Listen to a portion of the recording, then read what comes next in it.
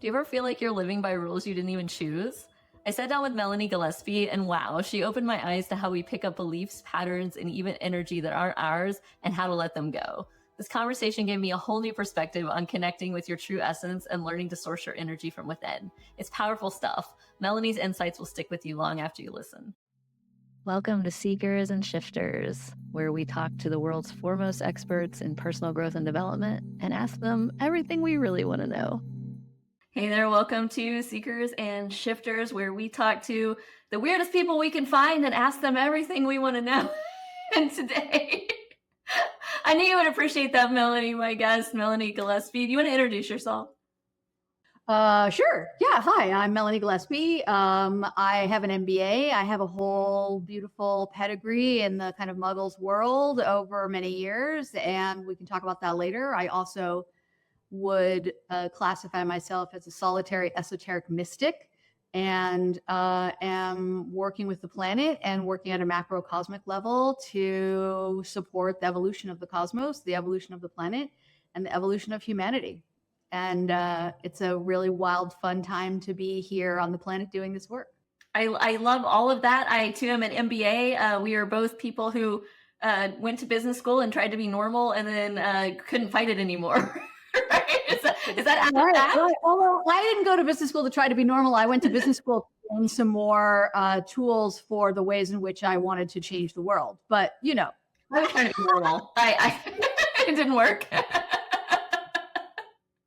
I was trying to support my then infant son, and and I'm glad I went to business school because I obviously I'm a business coach. Like that is how I support myself and my family, and so it wasn't a bad thing at all, and it rounded me out really well. I came in as like, oh, I'm a creative, I'm a writer, and I'm going to go, and so I'm very glad that I have that entire skill set. And neither you nor I are what people normally think of when they think of an MBA. So I just think that's interesting. Maybe that'll loop in here later. Can you walk us through a little bit your journey from there to here, or as far back as you want to go to here? Yeah, of course. I just want to also call out that I was also had a small child, very young child when I started. She was 22 months old, and I had recently unexpectedly become a single parent. So yeah, the whole like business school juggling and the income and the child and like all that stuff, like I get it. That is fascinating. It's very similar. My son was 18 months old. He's actually going to be 18 years old here in a couple of weeks, which is amazing. But he was 18 months old. I was getting divorced. I was recently divorced. Yeah, it was a lot. So, and you don't meet very many people with that experience. I think in my business school class, there were only 4 people who were mothers at all. And I think I was the only single one. So yes, no, absolutely. Gosh, in my class, there were 9 women out of 50 people in it. It was all senior executives. Like that was the program specifically. And only 2 were moms, and we were both single moms. And it was fascinating. Yeah. My daughter is now 24, like also like that kind of like the time arc of the things that have occurred. Yeah, it is. I think it's a very unique perspective and experience. I loved it. I loved business school. It was exactly what I needed at that time. And the peer group was amazing. And it was just super fun. I went to business school obsessed with the idea of understanding better how to create and promulgate ideas where the exogenous variables driving profit, where the external variables that would drive the business's profitability would also by default be creating social good, which of course is a subjective, but nonetheless. And people often are like, what do you mean by that? And when I was in business school and I would go around talking to professors like, hey, this is what I'm into. And they'd be like, oh God, why is there some like weird hippie, like change the world chick? What is that? And so they didn't really know what I was talking about. And I would give them the example of a product that many mothers will know, and actually many fathers may know now as well, called Baby Bjorn, which in the 90s came out as a sort of high-end luxury item for like $1 zillion or whatever it felt like at the time. You could buy these scraps of cloth, and it was like the baby shower present. I remember going in with like 3 other women to like hoard our little pennies together to get this one like Baby Bjorn item for another mom to be. And it's a carrier. It's like a little front pack that these few straps of cloth, you strap the baby onto you. And the reason that it was so fascinating to me is that all around the world, women and men, but women especially, carry babies. There's a million reasons why that's practical and useful. And it happens to be the case that we have decades of research making it very clear that this is also much better for the baby and the caregivers. So, but Baby Bjorn didn't come in with that approach of, this is what's good for the baby, and this is what's good for you, and this is what the research says, which I had previously been in my career deeply involved in social service kinds of programs and various kinds of support programs. And I was deeply steeped in all this research, but I also was observing, not having come from that kind of academic or even like business background. Business isn't the right word, but I had kind of just sort of landed like an alien in the planet of this work because I was interested in it. And nobody was using the research, but the researchers themselves didn't know how to explain their research in a way that people could make applicable. And it was always a very sort of scoldy kind of, this is what you need. And it's like, people don't want what they need. People want what they want. Right. You got to snuggle what they need in with what they want, right? Right. Like the giving the dog the treats, it's like, oh, here's your pill, but it's wrapped in, peanut butter. And so Baby Bjorn became so successful because they just used that classic, Tiffany marketing model, very luxury, high end. Everybody wanted it and it promulgated all around. And then you had knockoffs, as always, with these kinds of products a year later in any baby store for $15. And a couple of years later, you see the American culture is actually changed by this one product, where previously it was, we don't touch our babies. They live in these little buckets that, we carry around, and we put them in little things over here, and we don't touch them, and we don't carry them for sure. And then suddenly not only are moms carrying the babies because then they can have their coffee or they can vacuum or they can whatever, do a business call, but also now we see dads and uncles and brothers and sisters and grandparents are carrying babies everywhere. That is an important culture change. And for me, the obsession my whole life has always been, how do we change culture to shift from a me to a we? That's always been kind of the through line in I've been all up and down all over the place in my career. I've done all sorts of crazy, wild, fun things. I've loved everything that I've done for the most part and been proud of it. Some of them have not always felt like they make sense to other people looking. I didn't mention this earlier, but in my private practice, which is my primary income generating activity at this time, I work exclusively with highly gifted people, meaning like the brain type, the neuroatypical brain type of being in that kind of outlier of the bell curve of distribution of intellectual and creative potential. And it's kind of a classic gifted person thing to sort of hop around in their careers or to do a lot of different things or get promoted really fast and, move around in different ways. I call it the all the things piece for the highly gifted humans. We're just all about all the things all the time. I was very interested in this me to we shift culturally. How do we do this? How do we change these paradigms? And this was what brought me to business school, because it became very clear to me after spending a few years in the nonprofit sector that the nonprofit sector wasn't going to do it, even though the nonprofit sector almost exclusively existed in order to do that.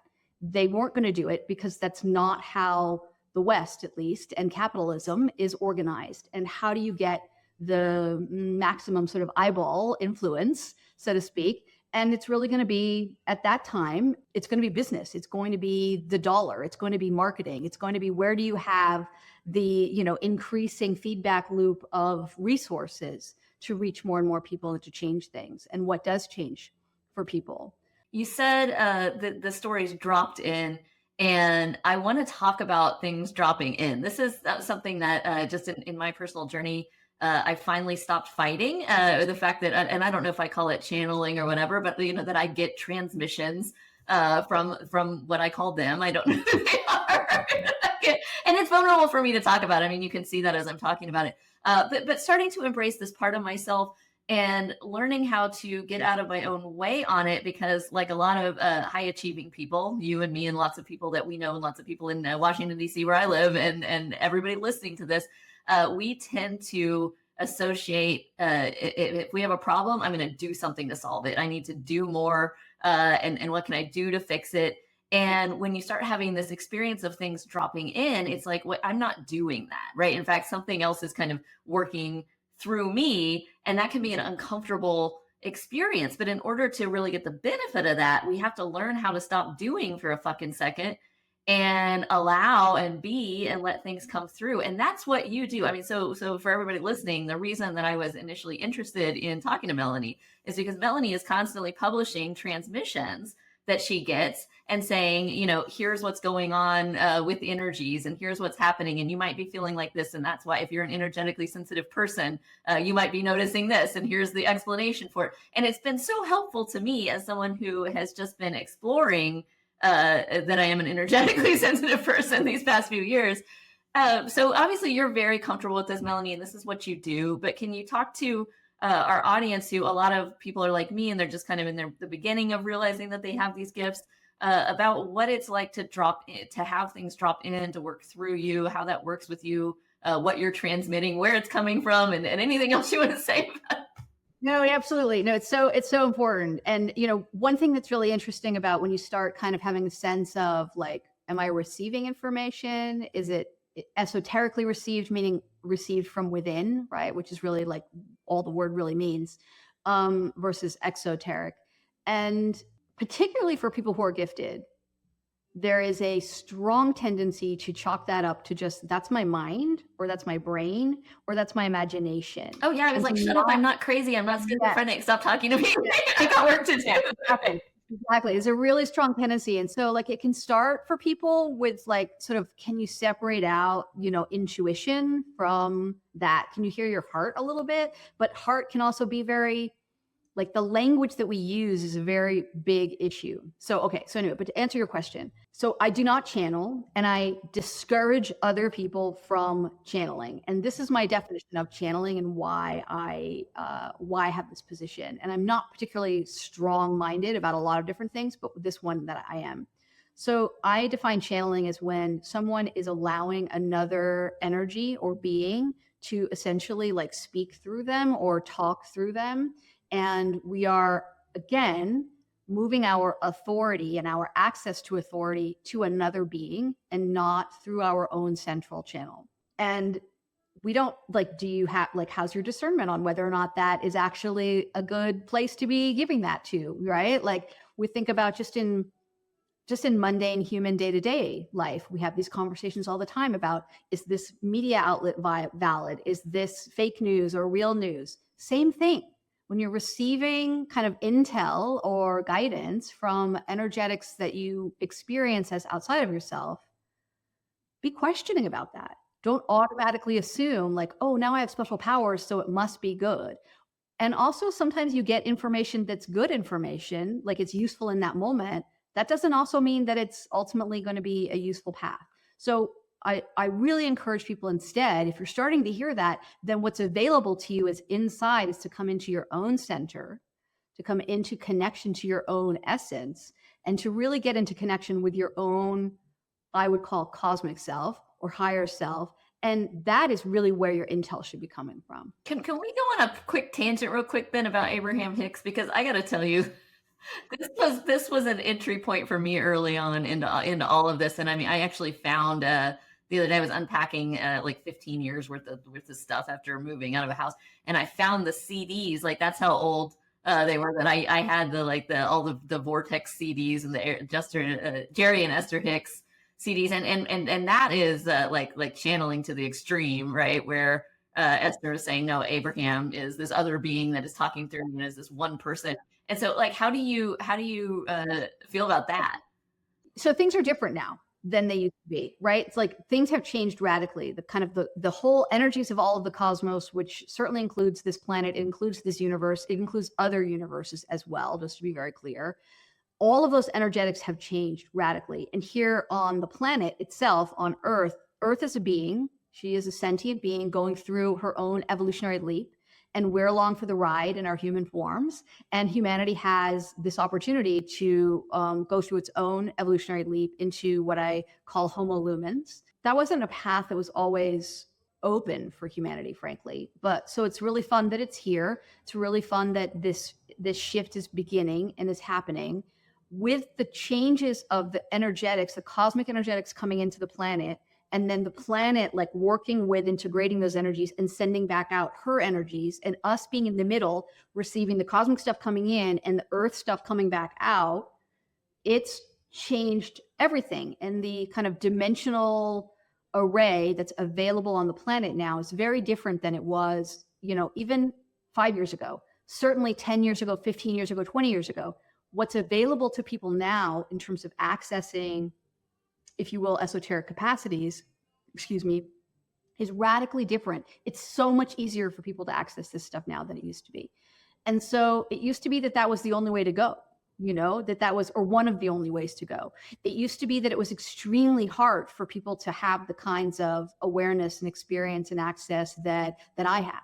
Now it's getting much easier, much, much, much easier. Well, now we're all getting mushrooms, so. Well, that's actually not helping. That is the opposite of helping. Okay. Just as a side note, like hallucinogenics for 99% of people, when they're taking them, even when they're like sacred plant medicine, they're actually creating fracturing between the soul and the body in a way that is not helpful. So when you think about,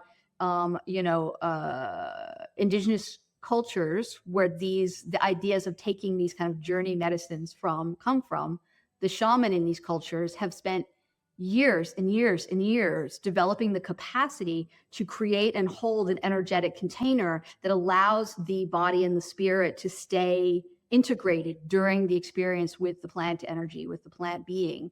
And that's not happening for people when they're in these situations. And I've been in a couple of rooms where people were even microdosing, and I don't, because my understanding, so I had a very, shall we say, wild young adult years. So I have plenty of lived experience with all these things, and I'm not oriented in a way that's like, oh, I'm not an alcoholic, I'm not a recovering this or that.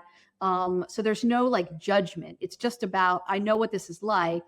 And I also know for myself, the daily experience that I'm having would be made smaller by mushrooms, by hallucinogens, by anything like that. So, and I personally don't want that. So I've been in those rooms where people are doing that, and suddenly I become aware of, oh my God, like I have to really like suddenly come into work and hold this container for everybody in this room so that they don't get fractured. That's a choice on my part. I don't have to do it, of course. But in the situations where I have been, my immediate choice was, of course, I'm going to kind of hold everybody here.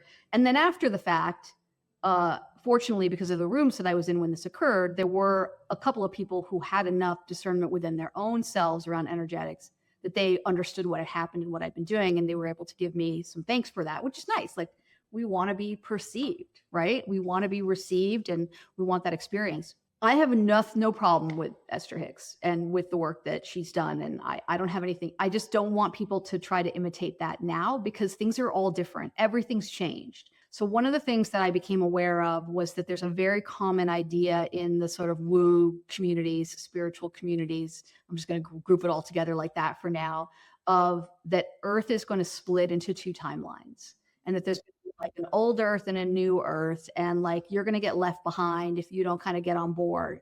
And there was also a lot of language of like 3D versus 5D Earth. That was kind of how it sort of was starting.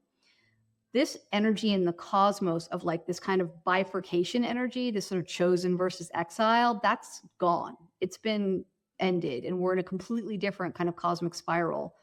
So it's not there. But many of these different ways of, many of the data, if you will, or the teachings of people from 20, 40, 50, 80, 100 years ago, where people refer to them as the experts, like, oh, Dolores Cannon said this, or Rudolf Steiner said that. Like, bring your discernment to that, update it to what is happening now. Like, nobody in a human form is like omniscient. Take what's useful and leave the rest, right? So the experience, like, just to kind of get back to the basics, like the experience of receiving information and developing the inner energetic boundaries to discern what's mine, what's me, what's not me, what's my information, what's not my information. I do boundary work with people on a variety of different levels, and I really feel that boundaries are radically important for all humans. And there's the kind of internal, what are my yes and no? That's really all boundary really ultimately is. It's what are my yes and no? It's my inner compass There's the internal work. Can I hear it? Can I discern it? Have I done enough kind of, if you will, decolonizing of my neurobiology, of my brain and my nervous system from all the programming in the early 7 to 10 years of my life, and then all the societal layers put on that I can actually hear my own yes and no, as opposed to the internalized what society thinks it should be, or what my mom or my dad or my weird uncle when I was 4 thought it should be. This is a big process we have to go through. It's not an overnight immediate thing. Because even when people are super tapped in, if their neurobiology hasn't been kind of cleaned and cleared up, then they're going to be receiving through like a filter that is not clear. And so the information will be distorted. So for people who are just like in that receiving place, the boundary work first is that internal work. And then we usually talk about boundary work interpersonally, like my boundaries with you, your boundaries with me, blah, blah, blah. That's a really fun, interesting area. And then there's also, I call it kind of energetic boundary work. And there are a lot of different layers for that. What I encourage people when they're starting out is to just simply focus on the idea of being in like a giant kind of bubble of energy and setting the intention that only love is allowed in and only love is allowed out. And it's a two-way street. Like people forget, people are very into, we've been trained in victim mentality in many ways, right? And so it's like, oh, somebody's going to do something to me. I don't want somebody to put their bad energy into me. It's like, okay, but what about your energy? Like, are you blameless? Probably not. We're all in this process, right?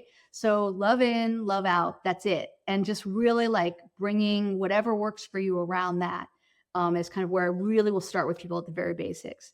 When I'm sharing a transmission, my sense of that experience is that I am so I'm just transmitting from myself, from my cosmic self through my human body.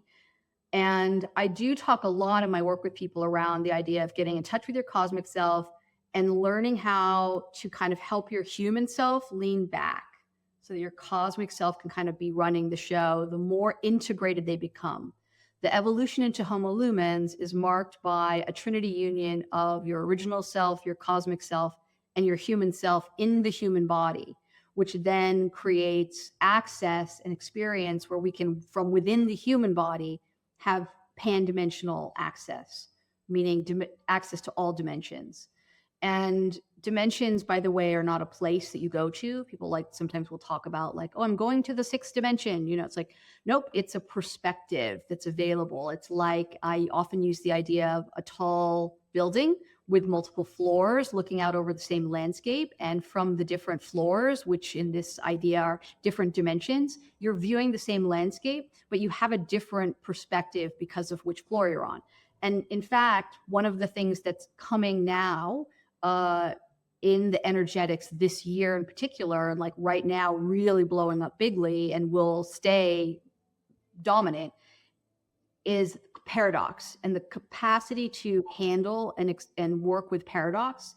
Because from some dimensional perspectives, what you're seeing from this floor, from this dimension, and what you're seeing from this one contradict each other, like directly contradict each other. So developing the capacity to just even cognitively tolerate that paradox is a really important initial step. Kind of a precursor to that is being willing to tolerate ambiguity, and understanding that, like, how do I want to say this about paradox? It doesn't matter. Just with the dimensions. So this kind of different dimensional access, I'm having this experience when I'm in transmissions of I'm just bringing this through to share it. And I don't receive a transmission and then share it. I am transmitting. Like I'm in that transmitting mode. And the greater my integration percentage, so to speak, of my cosmic self with my human self has become, the more my just sort of like normal walking around existence is kind of a constant state of transmission. That probably sounds cool, but it does create a lot of really weird problems in the human world. There are very few other humans that I can like spend time with for very long because I can't really do small talk. I like immediately I'm like, oh, that's really interesting. Are you feeling the energy around the da da da da da? And people are like, what the fuck? Like, like, no, Melanie. They're like, I just wanted to talk about the Super Bowl and Taylor Swift. Yeah, I want to talk about that. And immediately, and I'm like, oh, you know what I love about Taylor Swift? It's like the energetic of the thing. And I'm so fascinated. People are like, what are you talking about? I'm like, I know, I'm sorry. So it's, and my whole life has had to be redesigned in order to accommodate that this is what I am and what I came here to be. And it has been not an easy journey to do that. I mean, it has required massive shifts at different points along the way where I'm like, I'm no longer doing that. I'm going to take this massive leap that I have no idea if it's going to work. Like there's no data to support that it will work. Like, in fact, there's data to support that it won't, but I'm going to trust that I'm not going to become homeless and live in a shelter with my child that I helped build 10 years ago. Like that, right? Like, oh yeah. I want to dive into that for a second, because I think on even at the beginning of any personal growth journey, right? People are going to start to experience, oh, I don't resonate with my same friends in the same way. So now at first it starts with, well, I need new friends. I need other friends that are into the same stuff. And oh, I don't feel the same with my family. And then eventually, as you get deeper and deeper into it, a lot of people that I know that are doing energy work, and as I learn to do energy work, it's like, oh, I need to be alone a lot more. I need to sit with this. I need to protect my energy. I need to make sure my house is protected. I don't want a lot of people coming in and out of it, right? If I'm at the stage of not being able to like make sure that's always protected all the time. And the more, and if I go outside and I start interacting with people, I'm tired. I need to rest from that, or I need to bubble myself up energetically to be able to do that. And as it gets more and more like that, that fear sets in of, if I do continue to follow this path, I'm not going to be able to interact with anybody. Like you said, like that, when I hear that, that's scary. I like other people. I like to go to parties. I like to talk about Taylor Swift. Like I enjoy that I can go to on the first floor, and then sometimes be on the seventh floor. And I don't want to lose my access to the first floor. And so how do you start to reconcile, like, yes, your experience is going to change a lot, and you're going to actually like lose a lot in order to gain a lot. Yeah. Well, and I think I will say, as annoying as this is going to be as an answer, it's really different for everyone. So I'm going to take the example of you right now, because you're someone who loves being around people. So you're obviously very extroverted, right? I used to describe myself years ago as a gregarious introvert. People thought I was an extrovert. I could be in any room and be the life of the party and have a great time and blah, blah, blah, all those fun. And I would love that. I would have a great time. And I would increasingly need more time to essentially recover afterwards.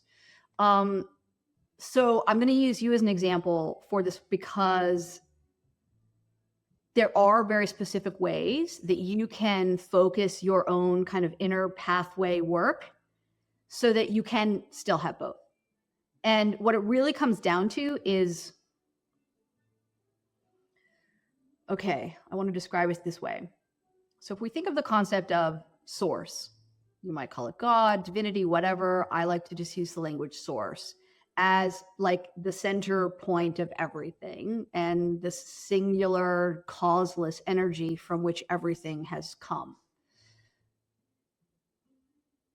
Everything in this cosmos is like the architecture, and the way this cosmos works is spheres and spheres within spheres. Everything has a center point. Everything has a central channel as well. And if you can kind of zoom out and just let yourself be macro for a minute, everything has essentially the same design. It's sort of like that concept people talk about, fractalization. The center points all sort of nest or stack on each other. So inside you, inside me, is my center point and my central channel. We're more familiar with this idea of central channel because people like to talk about energy work and like chakras and central channel and whatnot. When you're connected into your own central channel and then into your center point, that is how you access your own unique essence. And it's also the correct way to access source. So when you're sourcing yourself internally and you're resourcing yourself internally, the things that are happening out here become increasingly irrelevant. And that makes it easier. If you want to go play and talk about Taylor Swift at the Super Bowl, you totally can do that. And you're like, it's totally fine if that's what you want. So for me, the issue of like am I talking with people about Taylor Swift at Super Bowl, is really a function of what do I desire, what is correct, and not in a judgment way, but in a like what fits, what is the magnetic yes of my essence, right? Like I would love to talk about Taylor Swift, but I really only want to talk about Taylor Swift with people where I can talk about the phenomenon and the impact on culture and the way she's changed business, in the music industry and the film industry. And I can do those without talking about energy, but I can't do them when we're talking about like, and then she was wearing the purple this, like the Swifties are really into that. And I'm like, that's awesome. Love that for you. Not interesting to me.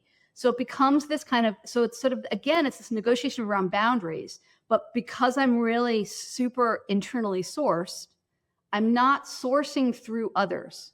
Most people are sourcing through others in various ways.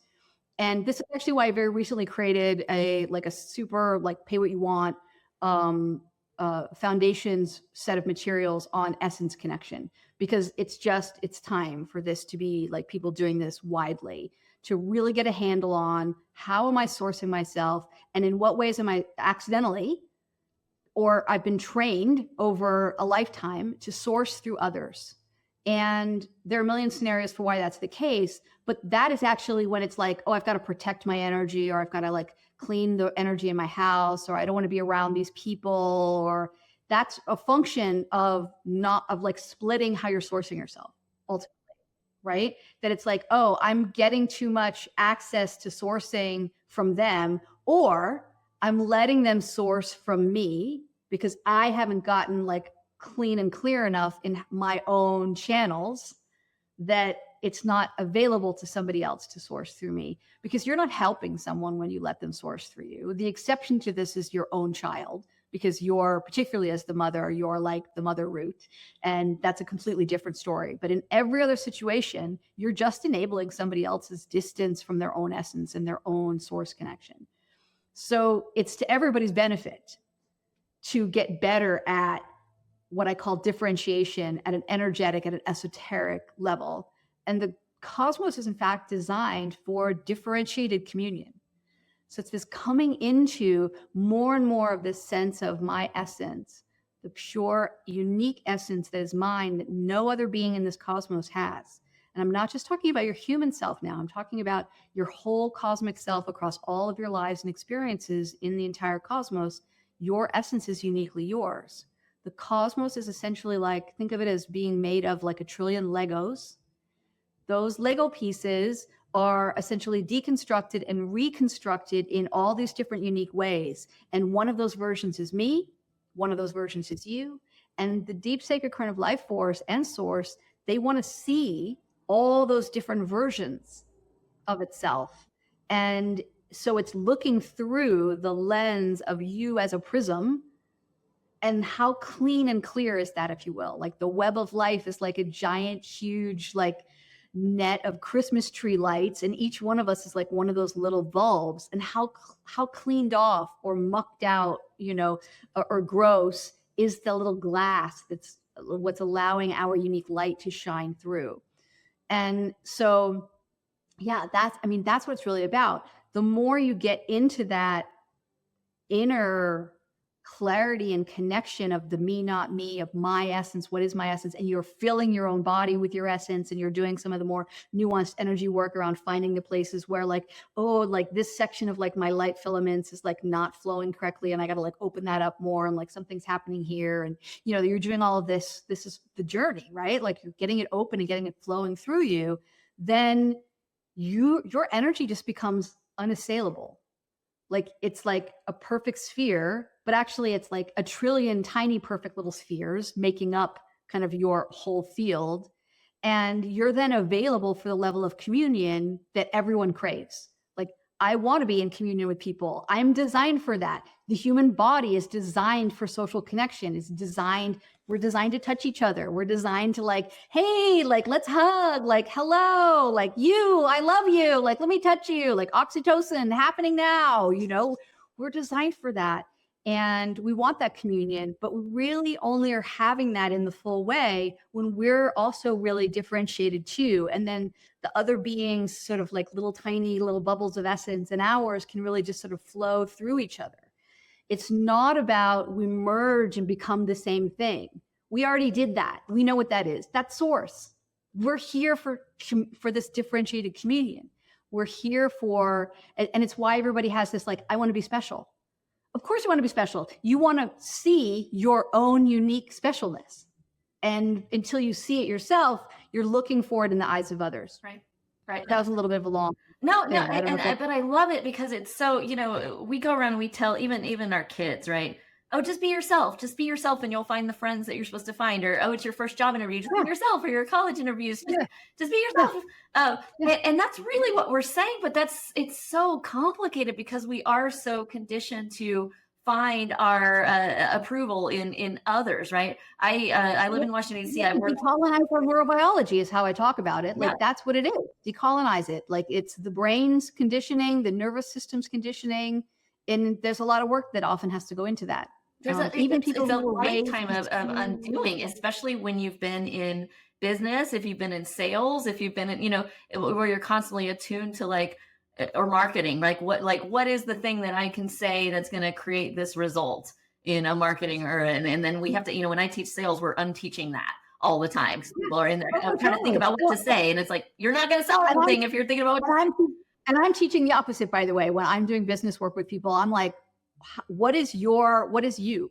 You've got to, like, we don't care what the market says. It's fucking irrelevant. Right. Like what matters is what's you and what is that unique expression. That we're saying the same thing. Yeah.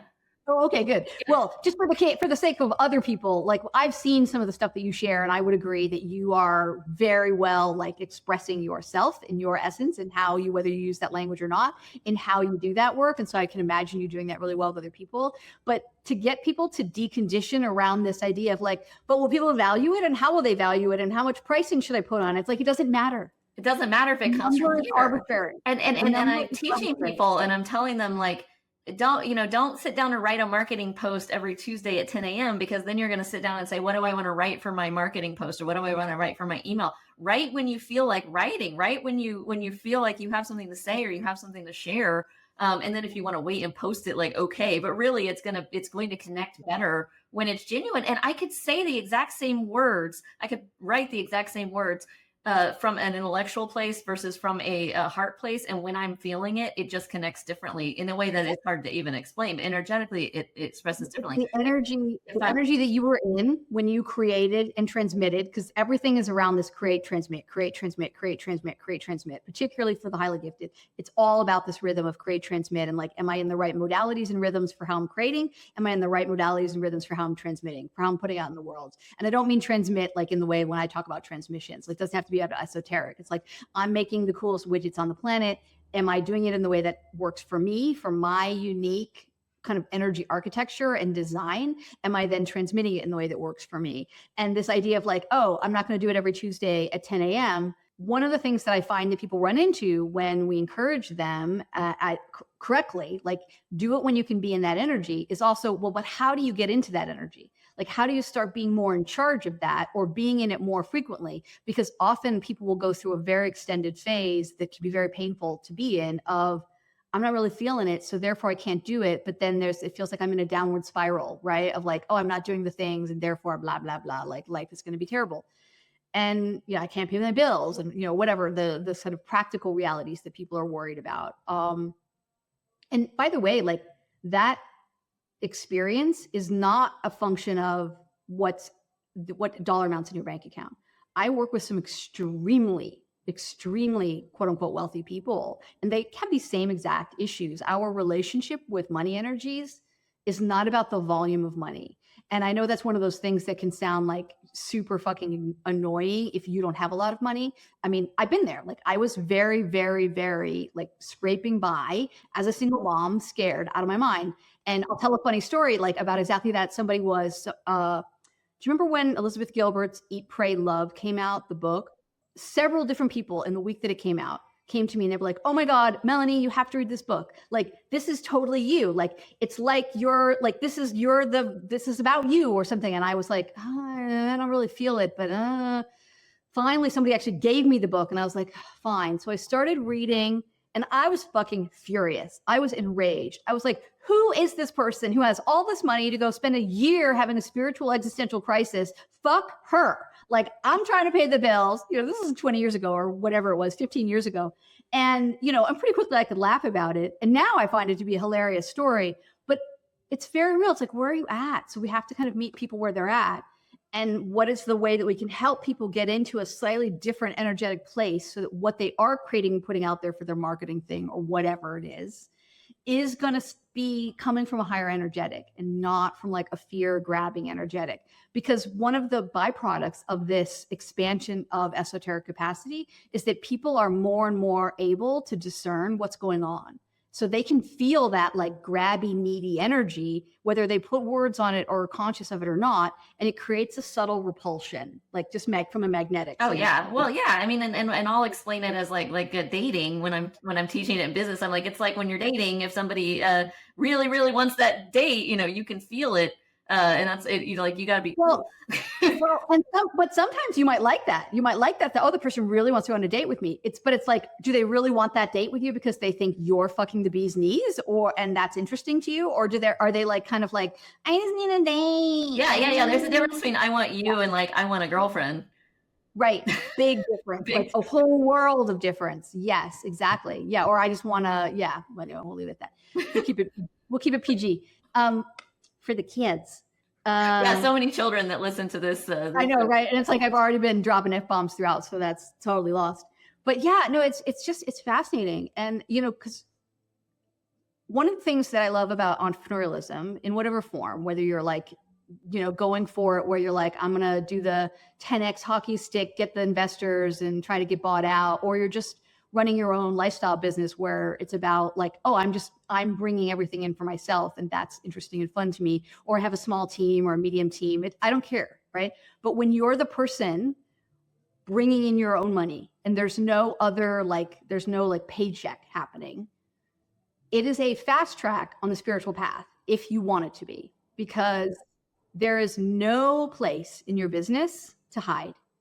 Every corner is a mirror of exactly what's going on inside you. Dating, by the way, is also like this, but it's less, I think, clear and easy to work with because you have all these other variables of the other person. Oh yeah, it's easy to blame it on the other person being a narcissist or whatever. In your business, it's you. It's you. Yeah. It's like what's working, what's not working. I'm exhausted. I'm overwhelmed, or the money's not coming in, or like, oh God, this thing happened, or the money is coming in. I don't know what to do with it. Like, oh my God, and like my taxes and the this and that. It's all right there because money energies is like a fast track to everything else. And it's underneath money energies is what is our relationship with provider energy fundamentally. And our relationship with provider energy is really very much about both. Again, most people will hear that language, provider energy, and be like, oh yeah, I want to be provided for. I'm tired of doing all the providing. But there's also like, so how do I feel about being a provider? How do I feel about being provided for? Am I willing to receive? Am I open to receiving? What does that look and feel like?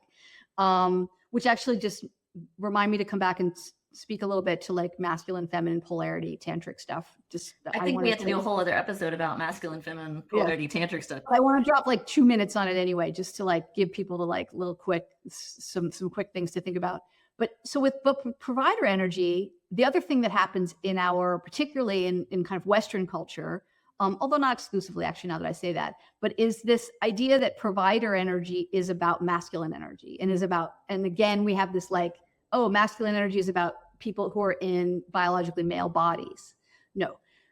In fact, the first place that a human experiences provider energy is in the womb, in the mother's womb, where we are like, oh, completely provided for by what's happening in here. So yeah. So basically we can just blame our moms for everything. No, and we as the moms are to blame for everything. So, that's fun. So I just to speak briefly on the masculine feminine stuff, one of the biggest sort of inversions energetically that has existed on the planet for a long time that energetically has been corrected, but people haven't all caught up to this yet, is this idea of masculine and feminine being separated out by the biological body. They have nothing to do with each other. You are 100% masculine and 100% feminine. So am I. And it's really the easiest way to think of it is like your essence, your beingness, and your doingness. You, as a human In the cosmos, you are at the nexus between the infinite quantum and linearity.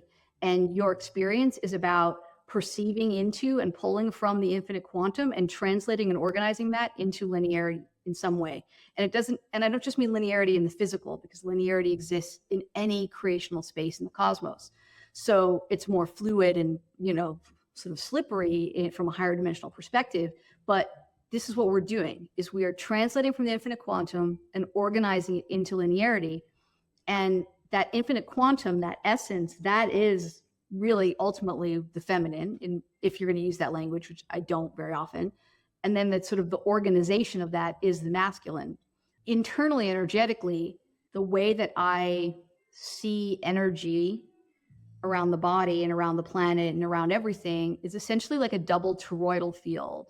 So for people who aren't aware of what a toroidal field is, a torus field is basically like a big giant kind of donut shape in 3D, imagine, and there's sort of a central open channel. That's your central channel of energy.